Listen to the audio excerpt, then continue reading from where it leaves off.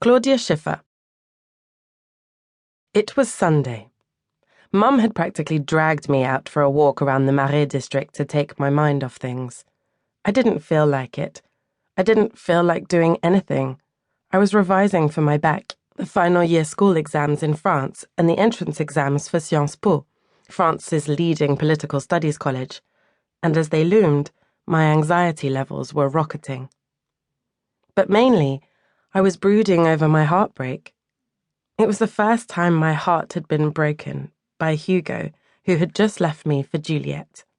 Dumped, cast off like a useless, worthless object.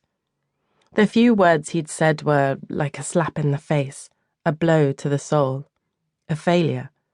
Since then, I'd been hurting a lot and had felt a bit scared too, of being dumped over and over again, of being alone, of not knowing what to do with my life, let alone with whom. Scared of the unknown, of getting it wrong, of maybe losing my way. All of a sudden, everything had become really complicated. After a problem-free time at primary school, changes in the timetable cut me off from all my friends when I started secondary school. I completely stopped working, and then I decided that I'd never set foot in a school again. I would prepare for my bac on my own, at home. I planned everything out before announcing my decision to my parents. The contact details for a school where I could study by correspondence, my timetable, planned out to the minute, so that they could see that I really had thought things through, and my promise to do what it took to be the best. My parents were hardly over the moon, but they agreed to it because they knew what I was like. I was a good pupil. I could put my mind to studying, and more than anything, I would never have let myself fail at something to which I'd committed myself. Especially when I'd just forced them into a corner. And I would pass my bac, with a top mark. It gave some structure to my life.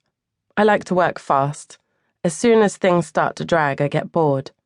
I got the whole year's syllabus out of the way in 6 months so that I'd have time to do something else with the rest of the year, like spending time with Granddaddy and Nan, my beloved grandparents. I learned how to dance the salsa and the tango, and I also did a bit of acting. I hung out with my cousin Tom and his 30-something friends who used to take me out at night. And I spent time with my best friend Sophie, who I'd met at the dance classes. My life was very structured. I'd get up at 8 o'clock, and at 9 I'd settle down to work at my bedroom desk with Plume, my cat, for company, while Mum worked upstairs in her workshop. My mother is an artist. She paints, sculpts, makes collages and draws. She can put her hand to anything. And then it would be the lunch break, watching dumb serials on the box. Mum has never had much of an appetite and didn't stop for lunch, but I often went up to her workshop in the afternoons to spend some time with her, or we would go off to an exhibition or go shopping until the boys got back from school. I've got 2 brothers, Alexis, who's a year and a half younger than me, and Leopold, who's 6 years younger. I used to feel happy when they got home. We'd have tea together in the kitchen, and life was peaceful and safe. No doubt about it. You're the next Claudia Schiffer. We were window shopping for watches in Rue des Francs-Bourgeois when a puny little guy accosted me. He hardly came up to my shoulders. I looked him up and down and he smiled at me. Have you ever thought about being a model? Yeah, right. Great chat-up technique. Thank you and goodbye. But instead of ignoring him, Mum showed an interest. Your daughter is extraordinarily beautiful. She has a great nose. It balances her face and would catch the light perfectly. Believe me, I know what I'm talking about. He knows what he's talking about. When it comes to noses. I felt like laughing, because I know perfectly well what my nose is like. It's got a little bump, which has been handed down the maternal line in my family for at least 3 generations, and which I spent my whole childhood rubbing, trying to flatten it out and make it go away. So much so that it's left a slight blue mark.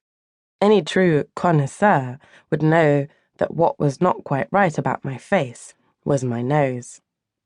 He addressed me informally, as if we'd known each other forever. I promise you, I know what I'm talking about. I work for a modelling agency called Elite. I don't know if you've heard.